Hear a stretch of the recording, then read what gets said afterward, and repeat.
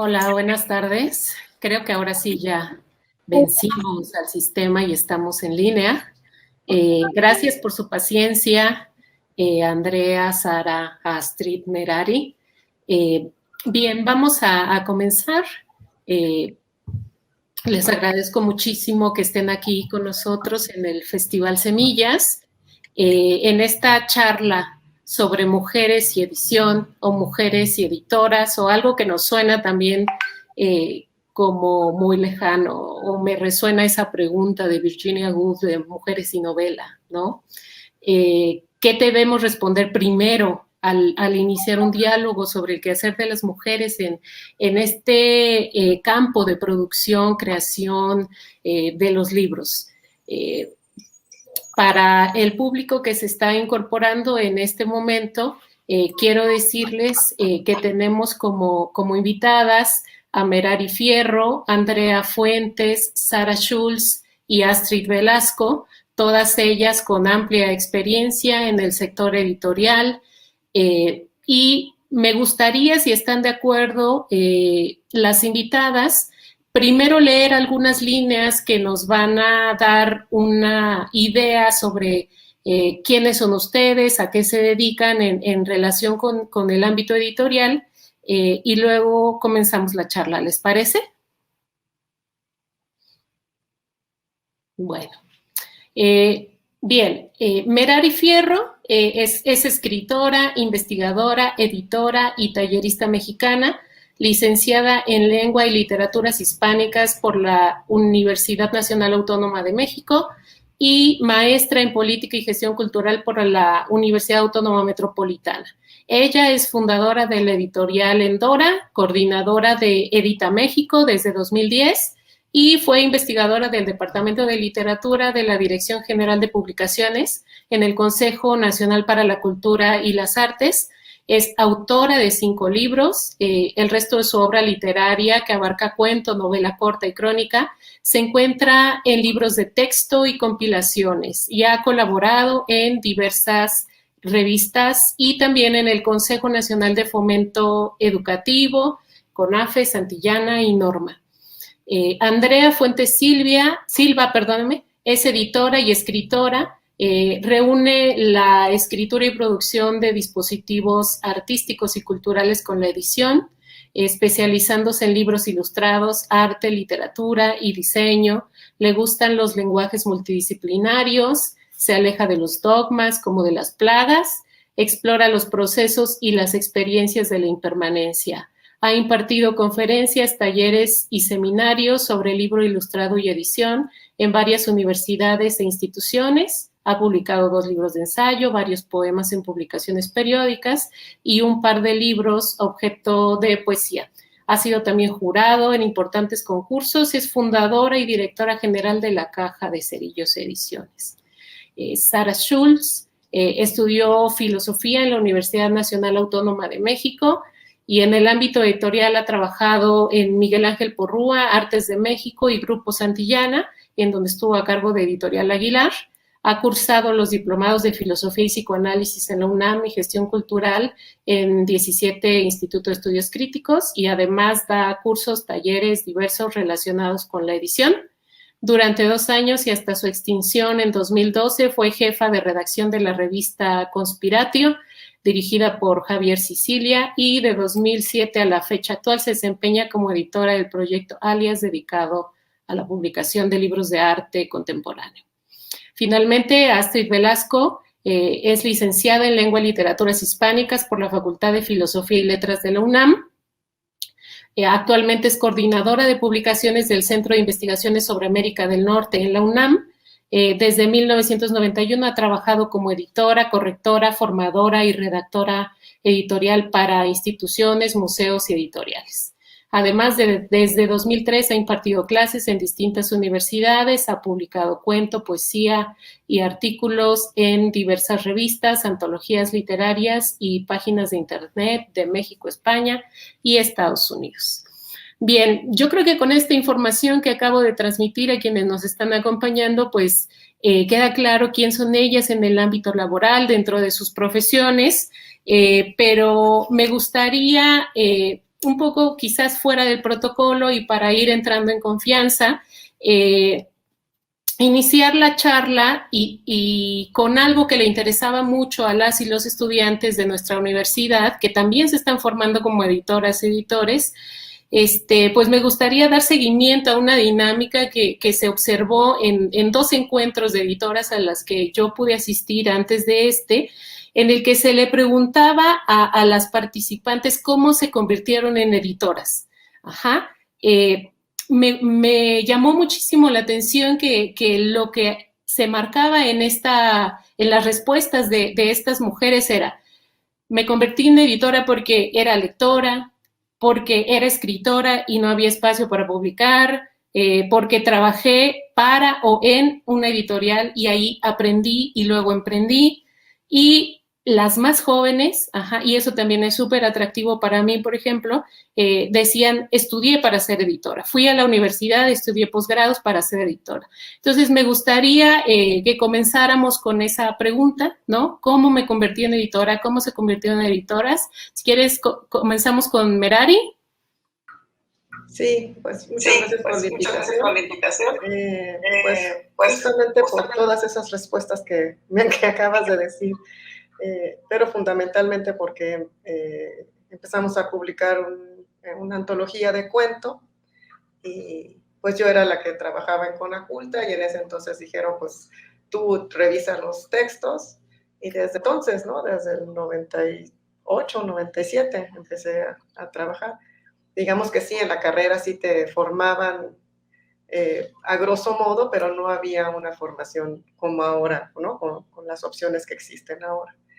Pero yo siempre he dicho que todos los que somos editores, hombres, mujeres y bestias, lo somos porque estamos apasionados por la palabra, por el papel, por el proceso mismo, ¿no? Este oficio no lo hace alguien que no le gusta. O sea, somos masoquistas a lo mejor, ¿no? Pero estamos apasionados por esto. Así fue. Claro, claro. Gracias, Merari. Astrid.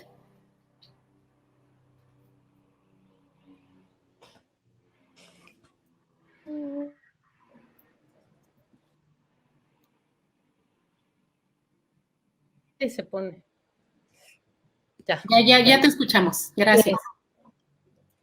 Bueno, yo me convertí, fue un azar al principio porque necesitaba mantenerme y tener trabajo, y yo estaba becada con Concepción Company para trabajar con ella en el proyecto Medievalia en el Instituto de Investigaciones Filológicas, y mi trabajo ahí era editar la revista y los libros. Y bueno, ahí empecé a aprender, y las opciones de trabajo que se me abrieron en ese momento fueron editoriales. Empecé a corregir también en Cali Arena, en otras editoriales. Trabajé muchos años en Filológicas editando los libros y las revistas de este proyecto. Después concursé por una plaza ahí donde estoy en la UNAM y trabajé para Alfaguara y para otras editoriales.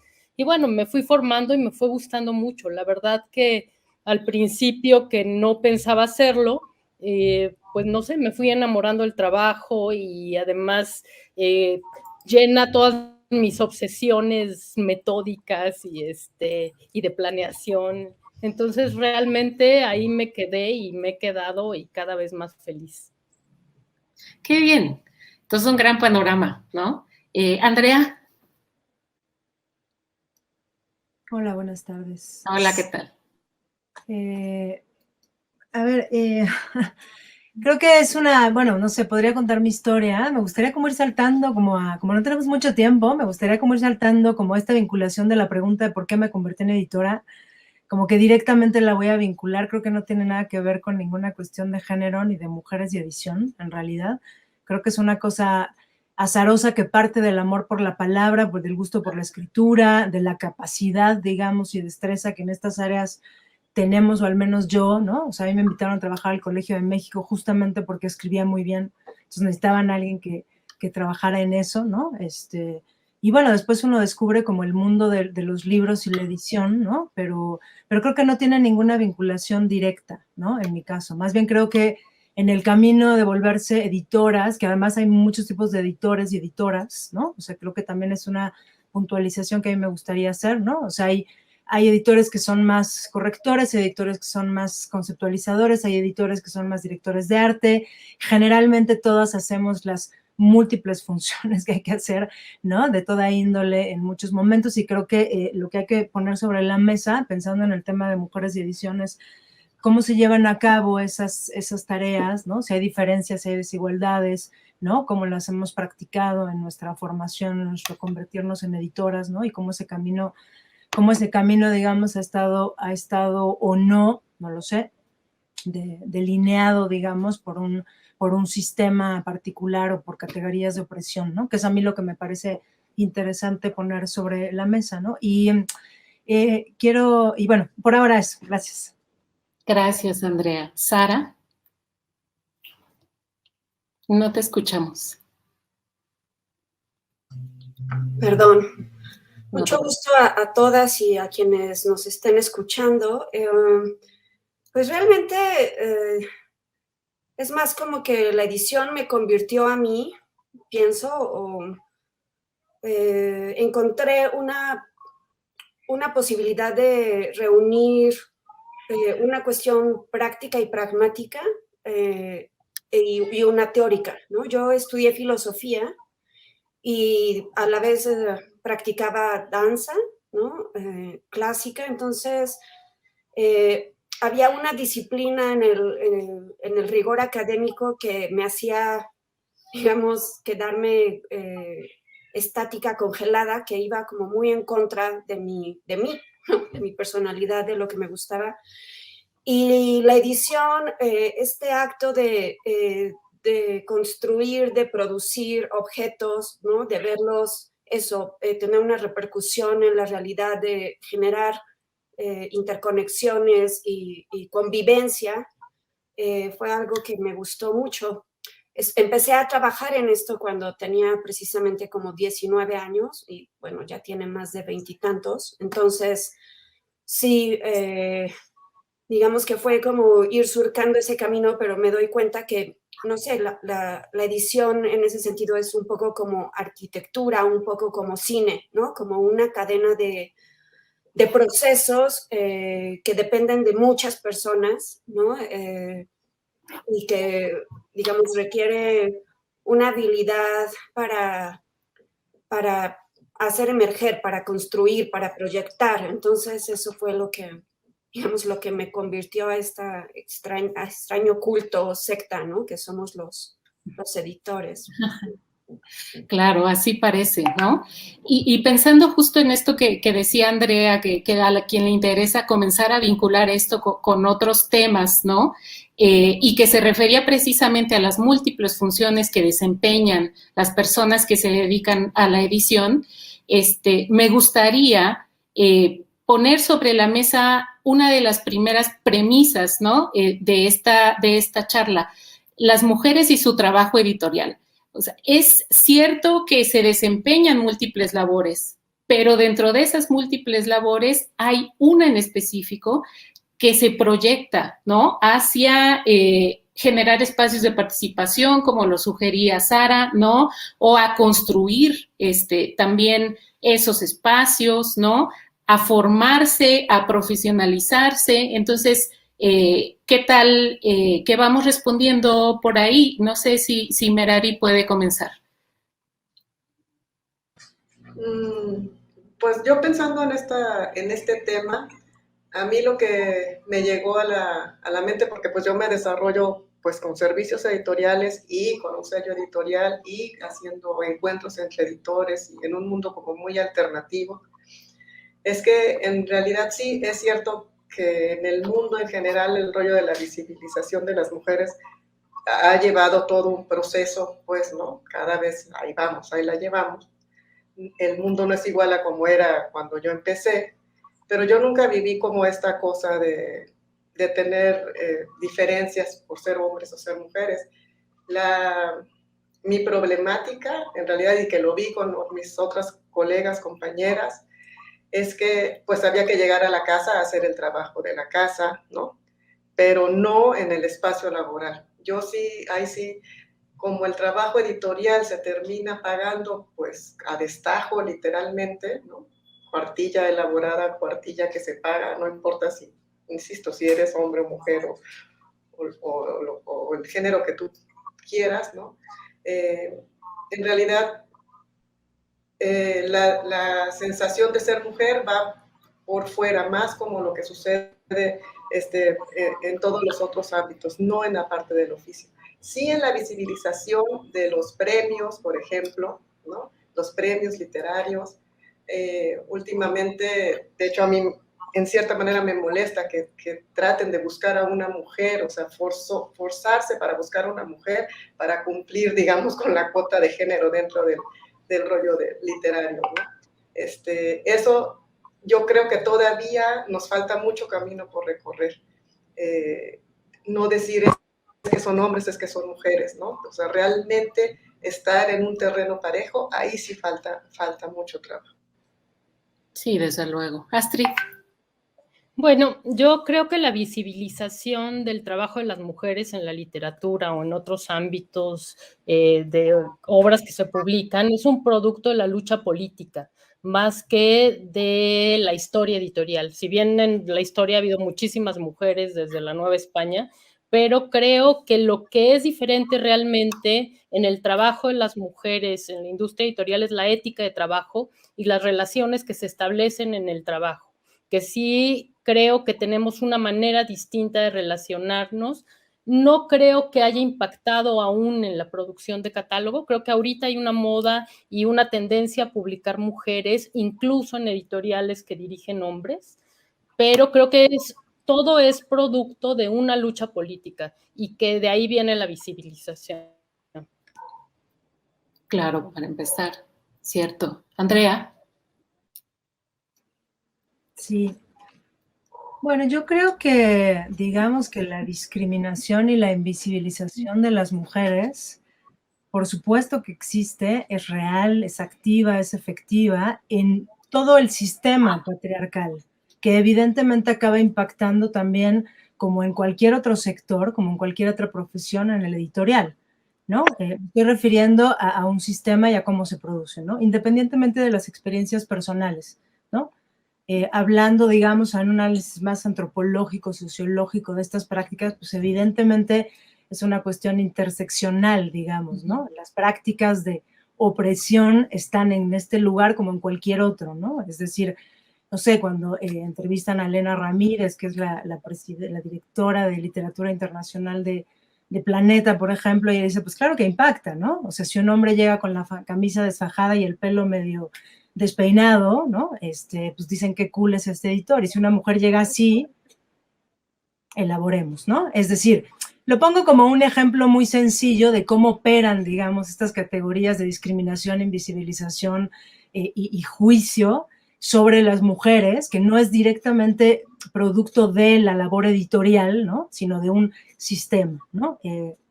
Hace alrededor de 5 años, en 2016, Marina Garone, que nos invitó a mí y a Astrid a ser parte de un encuentro que llamó Mujeres y Edición en el Instituto de Investigaciones Bibliográficas, justamente de la UNAM. Pensábamos entonces desde ya hace muchos años, ¿no? Cómo operan estas invisibilizaciones, ¿no? Y cuáles, sobre todo acá se trataba de escuchar las experiencias de muchas mujeres, ¿no? Que efectivamente contaron desde muchas experiencias, algunas que no necesariamente tenían un sentimiento así, pero cuando empezamos a desgajar, digamos, y a nombrar como momentos de, a ver, bueno, ¿y quién es la cúpula que es directiva? ¿No? Ah, bueno, pues sí, la mayoría han sido hombres, ¿no? ¿Y cuántos literatos estudiaste en la facultad? Bueno, pues sí, creo que había 2 mujeres, ¿no? Inés Arredondo y Elena Garro, ¿no? O sea, como, ¿sabes? Como que de pronto nosotras mismas hemos ido elaborando y descubriendo en este proceso de nuevas políticas, como decía Astrid, ¿no? De nuevas políticas y entendimientos, te entiendas, te asumas como feminista o no, pero lo cierto es que hay nuevos análisis de la realidad que creo que nos ponen en un lugar donde sí es interesante y bien importante ver pues cómo operan, ¿no? Sí, hay un gran porcentaje en números de mujeres que trabajan en el sector editorial, pero yo no sé qué tanto de ese porcentaje en qué condiciones laboran, ¿no? Si tienen los cargos más altos, si sigue siendo muy desigual, ¿no? Por ejemplo, ¿no? Yo pienso más como en estas cuestiones de dirección, ¿no? No tanto del trabajo específico y concreto, que bueno, pues cualquier persona lo puede hacer, por supuesto, bien o mal. Eso no tiene ninguna distinción, ¿no? Ahora, creo que la tendencia a publicar en este momento quizá más mujeres tiene que ver con resarcir, y a mí no me parece tanto una moda, sino como una necesidad histórica de resarcimiento, de decir, bueno, ¿no? Quizá no se le había dado el espacio suficiente a las mujeres, porque sí había un principio de discriminación y de invisibilización, ¿no? Porque sí se asumía que las escrituras de las mujeres, como bien dice Margot Glantz, ¿no? Cuando publicó su primera novela, que le dijeron con un desdén impresionante, ay, esos son cosas de mujeres, de dietas y de comidas que a nadie le interesan, ¿no? Margot Glantz, hoy en día medalla Carlos Fuentes, ¿no? Por supuesto, y entonces en este momento la visibilización parte de mujeres y hombres, yo creo que justificadamente con la idea de, no de darle lugar por cuota de género, pero sí de abrir más espacios, que me parece importante, ¿no? Obviamente, dada la calidad, ¿no? Y creo que las mujeres editoras, pues tenemos planteamientos editoriales y proyectos editoriales que no necesariamente implican solo publicar mujeres, ¿no? O sea, tenemos una ideología, una manera de ver el mundo, una manera de configurar ciertos pensamientos y formas que nos parece importante socializar y repartir, y uno de esos puede ser, sí, hacer visibilizaciones. Es decir, a mí sí me interesa generar, como lo estoy haciendo ahora desde la UAM, una colección de poesía específica para mujeres, ¿no? Pero no es lo único que hago tampoco, ¿no? Tampoco quiere decir que no publique hombres, ¿no? En fin, ¿no? Eso diría. Claro, claro, desde luego, las ópticas van los intereses van hacia diferentes terrenos. Sara, ¿qué nos puedes decir sobre esto?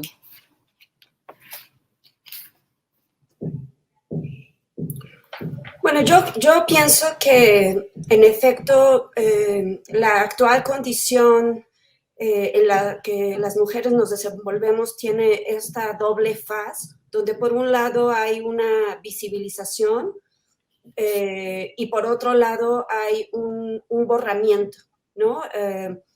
Y bueno, llama la atención en términos, no sé, metafóricos, ¿no? Que trabajando con la palabra, con la escritura, con la marca, pues históricamente sí hay un borramiento del trabajo que las mujeres desempeñan en la edición. O sea, hay catálogos enteros, digamos, que se recargan sobre el trabajo minucioso de las mujeres, pero sin embargo no las ponen al frente. Y eso, hablando, digamos, tanto de instituciones privadas, públicas, como de pequeñas iniciativas, ¿no? Yo aprovecho para comentarlo, ¿no? Pero yo en mi currículum decía que yo trabajo en Alias, pero yo no trabajo en Alias.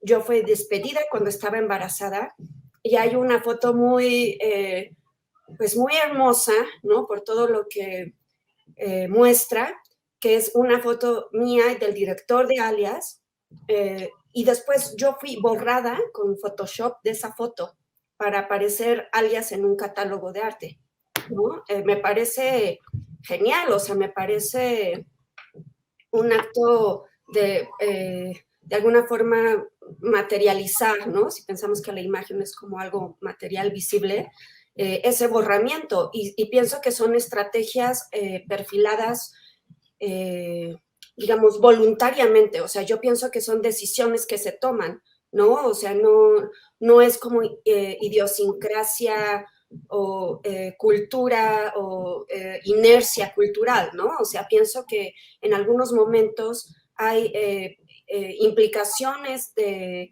poder, ¿no? En todos los trabajos, en todos los que se toman este tipo de decisiones. Por ejemplo, como Andrea dice, yo estoy haciendo un catálogo para mujeres, ¿no? Y pienso que nosotras, en la actualidad, como bien decía Astrid, no estamos ya como dispuestas a conceder, ¿no? Esas decisiones. Y creo que es ahí donde se da un quiebre, porque en efecto esa es una postura política, no tiene tanto que ver con la cuestión de la, digamos, como de la edición en sí misma, sino como de una postura personal ante ciertos hechos, ¿no? Entonces,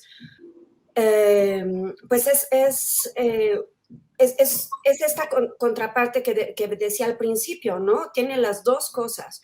Hace poco en un blog o en un perfil de crítica alguien hablaba como de las maternidades alteradas que se repiten, ¿no? Como describiendo libros de mujeres.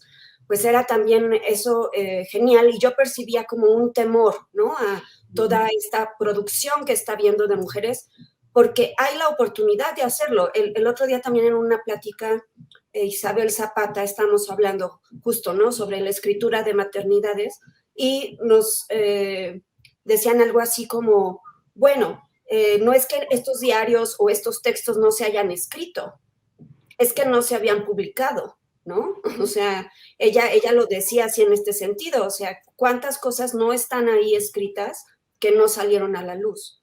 Y yo pienso que sí, bueno, como editoras, ¿no? Que tomamos decisiones en ciertos ámbitos o en ciertos, o estamos en ciertos lugares y tenemos capacidad de decisión, pues yo conscientemente sí pienso que hay un impulso a, digamos, a reconvenir, ¿no? Esos modos de producción o esas historias.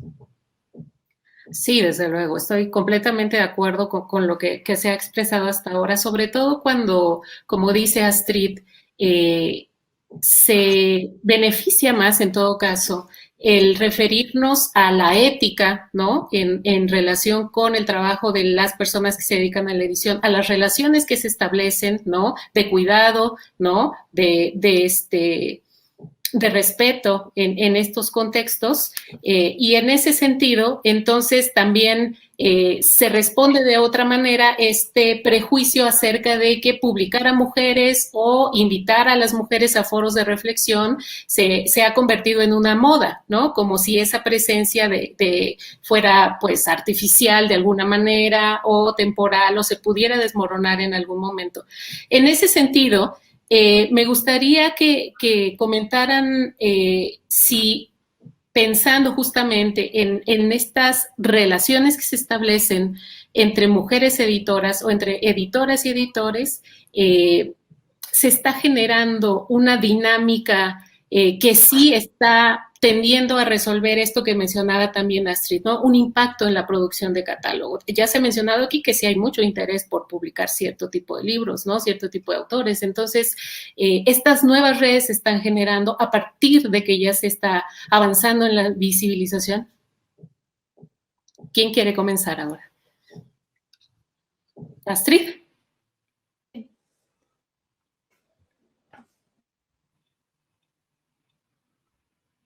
No te escuchamos, Astrid. Que la visibilización sí es consecuencia de un trabajo político de las mujeres. O sea, las mujeres siempre han estado en la industria editorial, casi siempre en puestos en los que no hay toma de decisiones, y las mujeres importantes en la edición a lo largo de la historia no se preocuparon al principio por publicar otras mujeres. O sea, esto es reciente y creo que tiene esta consecuencia de una lucha política, de una reflexión sobre la mujer, sobre el género, y creo que también esa reflexión ha hecho que las mujeres estén pendientes no solo de publicar mujeres, sino también del género, que no es solamente publicar a otras mujeres. Pero creo que sí hay una moda, o sea, independientemente de que hay una cuestión política y ética de visibilizar y de dar espacios también desde las instituciones del Estado, por ejemplo, creo que también ahí mismo se han subido muchas otras editoriales y la industria también a estamos en este canal, ¿no? Y un ejemplo de eso es este premio Planeta con el seudónimo de una mujer. O sea, antes las mujeres tenían que ponerse seudónimos de hombres y ahora los hombres se ponen seudónimos de mujeres.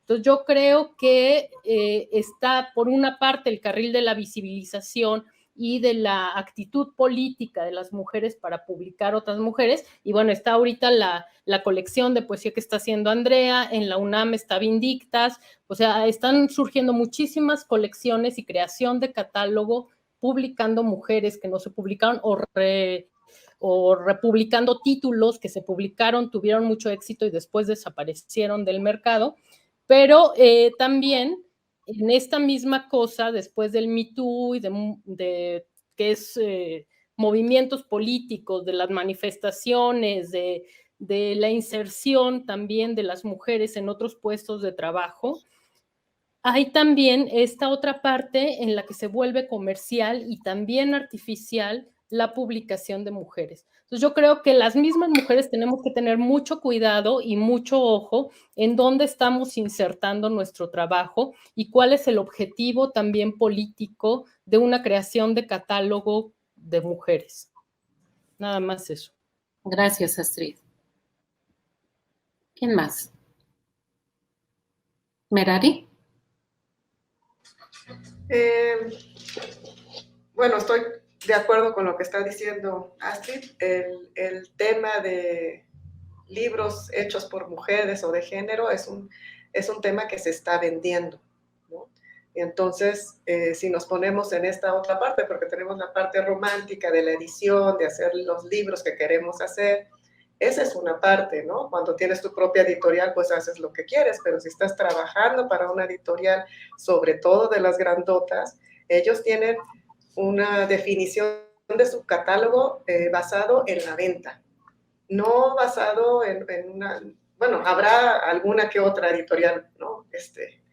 Que sí siga sus principios, digamos, pero en realidad, incluso teniendo principios editoriales para ver a quién vas a publicar, siempre está la parte de, pero se va a vender, y ahorita se está vendiendo esto y por eso hay un impulso.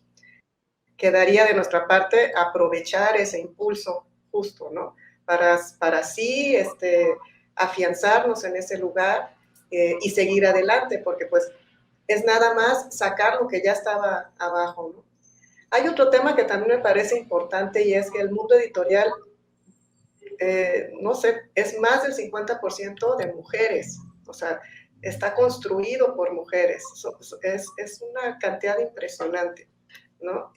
Y también el asunto de la injusticia, digamos, que comentaba, ya no me acuerdo, Sara, yo también creo que aplica para los hombres, en el sentido de que dentro del sistema del mundo editorial es injusto, es un sistema en cierta manera arcaico, pues, ¿no?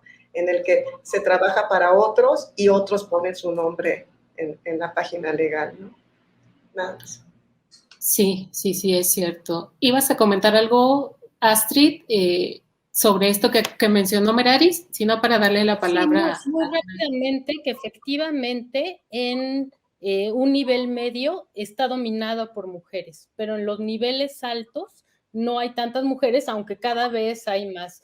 En México no tiene estadísticas de género, pero muchos países sí tienen estadísticas. Yo estuve investigándolas hace 2 años y más o menos 8 de 10 personas en la industria editorial en puestos medios son mujeres y menos de 1 de 10 están en altos puestos, pero no es lo mismo en la industria que genera dinero que en la que no genera dinero.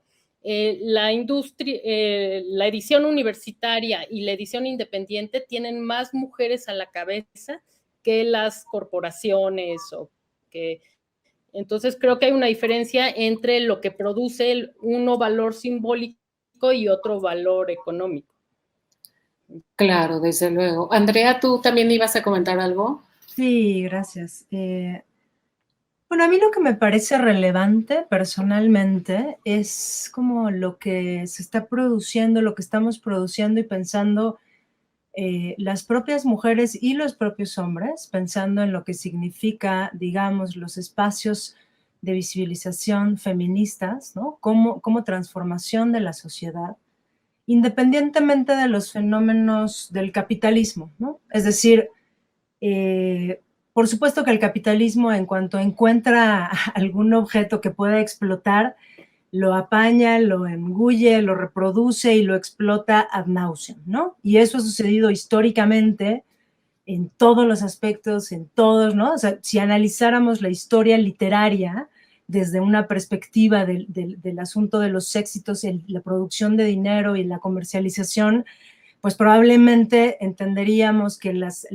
grandes cabezas masculinas predominantemente que tenemos han sido producto, no todo el tiempo, pero sí muchas veces, digamos, de estos fenómenos, de estos hilos, ¿no? Entonces, que ahora también se produzca eso, es así, ¿no? Sin duda, pero creo que, digamos, quienes estamos trabajando en la producción de catálogos que son más como articulaciones de pensamiento, como pienso yo, pues es como un fenómeno sobre el que tenemos que caminar y avanzar de manera indistinta, ¿no? Decir, bueno, sí, ahí está el capitalismo, pero ¿qué es lo que yo estoy haciendo? ¿Por qué lo estoy haciendo? ¿No? Decía Audre Lorde, ¿no? Que la posibilidad de denunciar a través de la palabra justo las defensas políticas y esgrimirlas, ¿no? Y por eso dar voz a quienes se les tiene que dar voz, que son todas y todos y todes aquellos a quienes se les tiene que dar voz, ¿no? Creo que eso es lo fundamental, ¿no? Por ejemplo, yo dije hace rato, ¿no? Estoy creando esta colección, publiqué 2 antologías de mujeres poetas, pero no es, todo el mundo automáticamente piensa que es una colección solo de mujeres, por ejemplo, ¿no? Y no es una colección solo de mujeres, lo que pasa es que empecé con 2 antologías de mujeres poetas, pero fíjate cómo es la interpretación, automáticamente es como, solo va a publicar mujeres, ¿no? Así como, no, también va a haber hombres, ¿no? O sea, pero no, aquí no, o sea, ¿por qué? Porque para mí sí era una declaración de principios, ¿por qué voy a empezar con poetas en una editorial universitaria que durante los últimos 15 años en ese rubro específicamente, en esa sección de producción, el 90% de los publicados fueran hombres? Bueno, pues no porque creo que había malas mujeres escritoras y que había mejores hombres escritores, sino porque había pues menos apertura de espacios a ello. Entonces, simbólica y manifiestamente inicio así, pero no quiere decir que vaya a ser exclusivo, ¿no? Y creo que más bien lo que tenemos que tratar de entender es pues qué espacio queremos abrir, a qué voces queremos dar espacio, ¿no? Y bueno, agradezco mucho porque me voy a tener que ir así como volando de una vez, pero me encantaría tener esta conversación. Les agradezco mucho a todas la invitación al Festival Semillas, Pilar, Sara, Marari y Astrid. Un gustazo. Gracias, Andrea. Gracias, Andrea. Sí, y justo pensando en, justo antes de que se vaya Andrea y poniendo sobre la mesa uno de los temas de los que ella habló, sobre que existen, ¿no?, estos espacios en los que las editoras están teniendo diálogos constantes, puntos, espacios para la reflexión. ¿Hay algo que ustedes puedan proyectar, vislumbrar, proponer como estrategias, quizás pensando en productos que generen reflexiones, en que abonen a la visibilización, que incluso vayan mostrando nuevos modos o construyendo nuevos modos de ser editora? No sé, comenzamos por Sara. ¿Me podrías repetir la pregunta? Sí, disculpa. Sí, Andrea se refería a que en diferentes contextos o en diferentes momentos, algunas de ustedes e incluso otras han estado teniendo diálogos en relación justo con qué es lo que hace falta, qué es lo que cómo se ha avanzado, ¿no? Sí, participan en redes, ¿no? Uh-huh. Bueno, sí me parece que hay una comunidad, eso está claro, ¿no?, de mujeres en el medio editorial y en el medio de la escritura en México. A lo mejor no alcanza a ser nivel nacional, pero vaya que sí hay una comunicación y sobre todo, como decía Andrea, hay una reflexión que se traduce, digamos, en acciones concretas que tienen que ver con, uno, cómo nos relacionamos entre nosotras, otro, cómo planteamos que deben ser las relaciones con nuestros pares en nuestros medios laborales y en general, digamos, en el circuito de la escritura y de los libros. Otro es cómo incidimos con nuestras decisiones en nuestro pequeño ámbito. O sea, yo, como les comentaba, sí soy muy consciente de siempre mencionar, ¿no? Oye, pero va a haber mujeres en esta selección de títulos, cuando me toca, lo hago. Y otras sí, o sea, es como también de pronto cuesta como mucho trabajo asumirse como receptora de violencias sistémicas, ¿no? Y nos colocamos a un lado.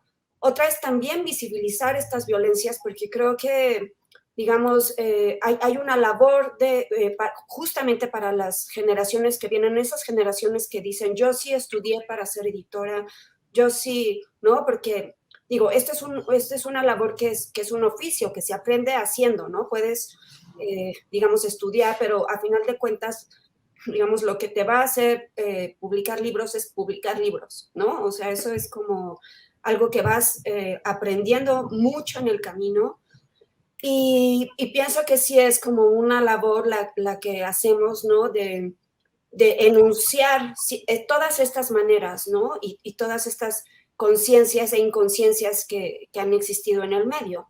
Digamos, yo pienso que esa es un poco la estrategia. Sí, desde luego. Merari, Astrid, a propósito de estas estrategias, de los nuevos rumbos. Sí, yo creo que algo muy, muy importante es la parte de los lectores y de los estudiantes de literatura. Ahí es donde podríamos empezar a hacer un cambio, no en el catálogo, sino en qué es lo que se lee y qué es lo que se considera que pasó a la historia como los libros, los grandes libros de la literatura universal, o sea, no nada más mexicana, ¿no? Porque nos dan, o sea, en verdad hay cierto porcentaje de mujeres que se lee en la carrera, es del 10%, ¿no? Habiendo lo que hay. Incluso proponer una materia en la que se haga la investigación respecto a todo lo que no se vio, a todo lo que se ocultó, porque eso también es un tema muy interesante. Eso habla de la historia del lugar, ¿no? ¿Por qué se ocultó lo que se ocultó? Incluso más allá de que sean mujeres, ¿no? Entonces, sí, y yo siempre insisto, ¿no? En la parte de la edición, no hay que dejar de lado a los lectores, ¿no? Porque ellos son los que reciben el texto y quienes le dan vida y terminan generando esta cadenita de quién va a seguir siendo publicado. Sí, desde luego. Sí, factor importantísimo el lector y la formación de comunidades lectoras, ¿no? Qué bueno que lo mencionas, Astrid. No sé por qué mi audio le pico y no. Pero bueno, yo creo que también las estrategias están en lo que yo había dicho antes, la ética de trabajo. O sea, por ejemplo, esta anécdota que contó Sara del borramiento. O sea, si nosotras tenemos empleados o empleadas, creo que tenemos que tomar también otras posturas respecto al trabajo de las mujeres, ¿no? El embarazo, los hijos, todas tenemos una cantidad de asuntos. O sea, yo he tenido un jefe que te dice, ay, ¿ya te vas? ¿No? A la hora que ya le habías dicho que tenías que ir a recoger a tu hijo, por ejemplo. Entonces, yo creo que una parte está en la ética de trabajo con otros y en las relaciones también un poco de sororidad con otras mujeres editoras. Está en la formación de catálogos y en una postura política ante el trabajo editorial. Pensar qué es lo que le estamos imprimiendo a nuestro trabajo como editoras de nuestra feminidad, de nuestro género, y también reflexionar sobre el trabajo de las editoras y empezar a hacer historia. O sea, yo hace 2 años empecé con un proyecto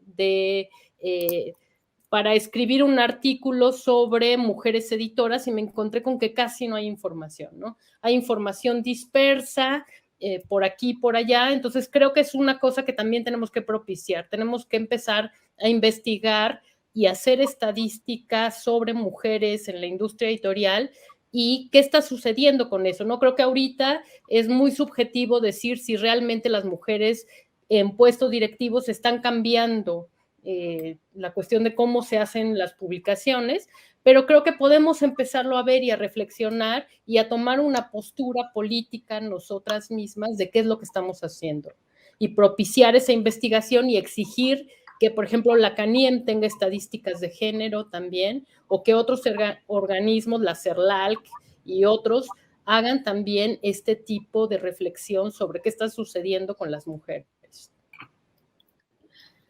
Sí, y qué bueno que mencionas esto, ¿no? Porque yo creo que algo de lo que hemos estado viendo en esta charla, que lamentablemente está ya llegando a su fin, hemos visto que las funciones de una editora, ¿no? Y su relación obviamente laboral con las editoriales, pues son múltiples, ¿no? Pero por un lado esto se trata de estar al tanto de lo que sucede en la realidad, que es justo lo que está mencionando Astrid, pero también del lado de la tarea de seleccionar los textos, ¿no? Generar comunidades lectoras. Exacto. Y también ofrecer un texto o un trabajo dignificado, ¿no? Que implica también comenzar por las relaciones laborales, ¿no? Entonces, a mí me parece que eso pinta como para hablar, sí, de la existencia de alternativas, ¿no? Muy positivas para que las mujeres que se dedican a este trabajo tan valioso, pues puedan sumarse a las filas, ¿no? No sé si quieren decir unas palabras más para ir cerrando la charla sobre esto. ¿Sara? No te escuchamos, Sara.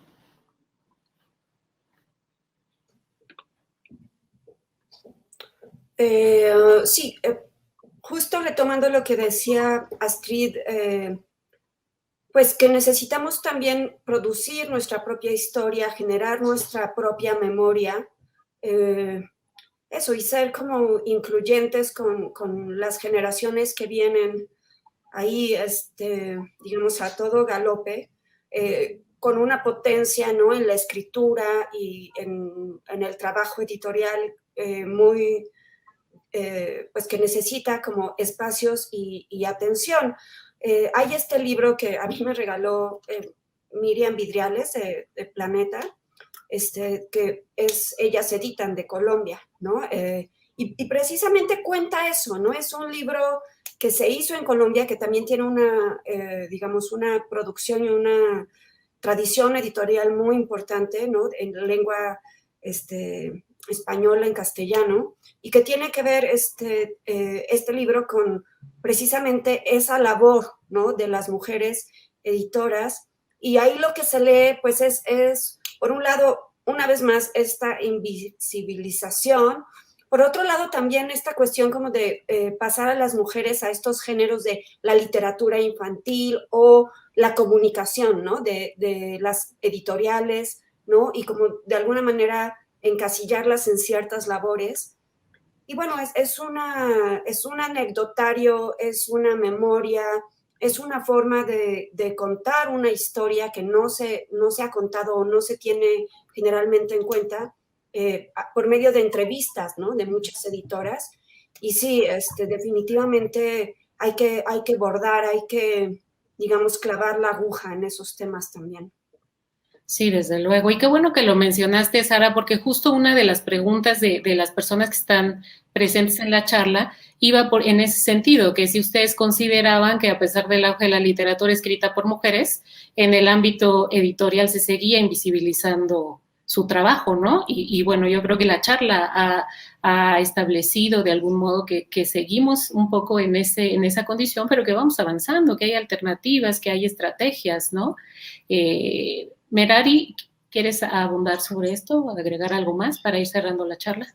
Sí, con el tema de hacer comunidad, que eso es algo que hemos visto en otros gremios que ha ido funcionando para las mujeres, supongo que también para otras áreas.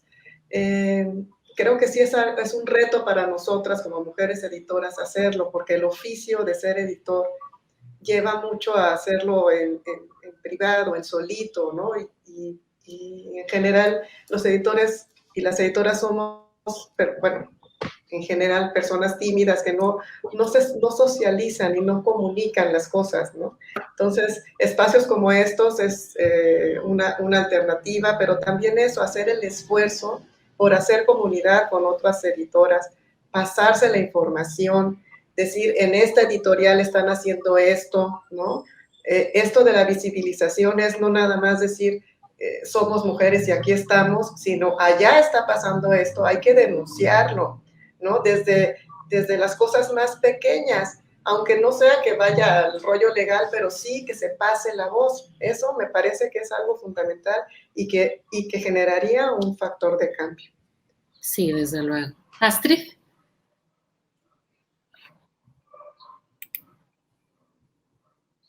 No te escuchamos.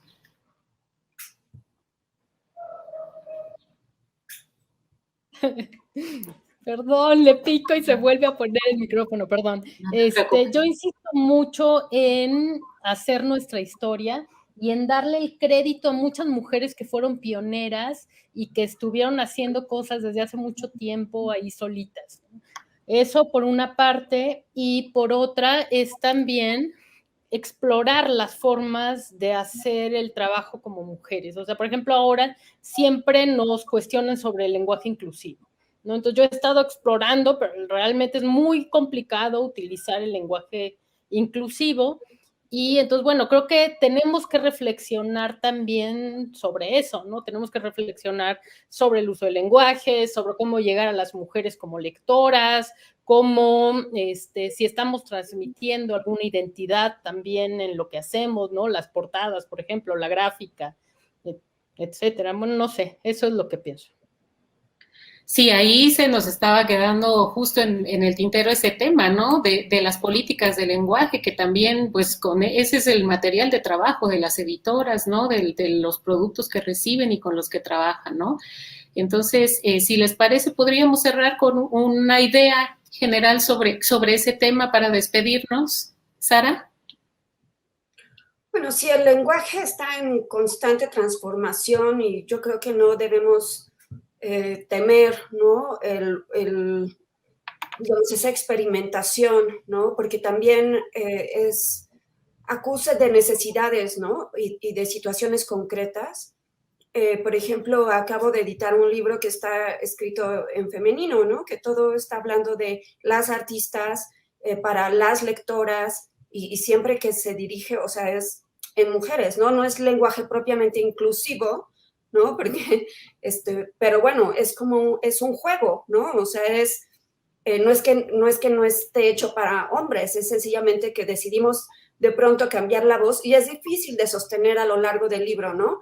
Igual que el elle o el es, digamos que presenta también retos prácticos al momento de editar, ¿no? Yo he ido o asistido, he estado en varias mesas que empezamos a hablar con género neutro, pero bueno, son como los 2 primeros minutos. Yo en general no lo uso, ¿no? Porque, bueno, son también como filias y fobias, pero en mi lenguaje personal y etcétera.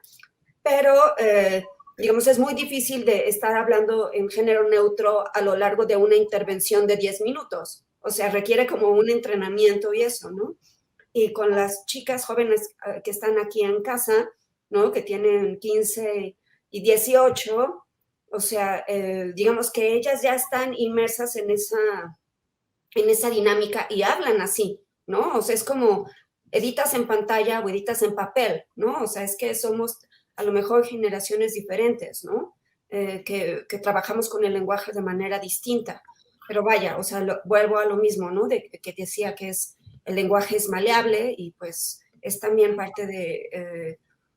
no pondré ahí como paradigmas, ¿no? O sea, creo que hay tal vez otros paradigmas en el lenguaje que son tal vez más fuertes y más difíciles de romper, ¿no? Sí. ¿Astrid? No, yo... Otra vez. No estaba pidiendo la palabra, no, realmente estaba escuchando. Pero... Ok, Merari. Pues continuando con lo que dice Sara, sí, el lenguaje es creación y por eso pues es un arma de doble filo, ¿no? Por eso hay que tener muchísimo cuidado y ahorita estamos en la gran oportunidad. Digo, no sé cómo habrá sido ser editora hace 30, 40 años, ¿no? Ahorita estamos en la gran oportunidad de cambiar esta manera de ver las cosas, ¿no? A través de la palabra, a través de la imagen, puede ser cosas muy sutiles, no tenemos que ser tan drásticos con el rollo de cambiar la voz, ¿no? Como el ejercicio del libro de Sara, que está padrísimo, a mí me parece muy interesante, sí, justo lo que están haciendo los chavos ahorita. Pero también creo que eso es un proceso, ¿no? Vamos a terminar llegando a un punto medio y nosotras tenemos la oportunidad de estar filtrando, ¿no? Todas estas inercia que venía antes acerca de estar, pues eso, haciendo a un lado a las mujeres o cosificándolas, ¿no? Entonces, eso yo creo que ya cambió, eso sí creo que ya cambió, creo que los hombres incluso y los mismos lectores están muy conscientes de eso, pero pues hay que mantenernos para no irnos para atrás. Sí, desde luego.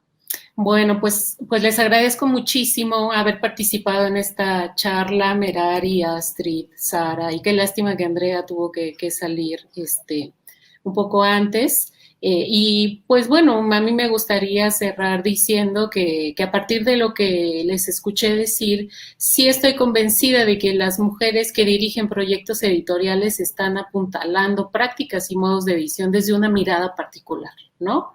Entonces, qué bueno que este diálogo pudo darse aquí en Semillas, entre nosotras, entre todos los que están pendientes de esta charla, y ojalá volvamos a encontrarnos muy pronto, ojalá afuera, ¿no? Y seguir con esta charla y escribiendo, construyendo esa historia que señaló Astrid, ¿no? Muchísimas gracias. Muchas gracias a ustedes por la invitación.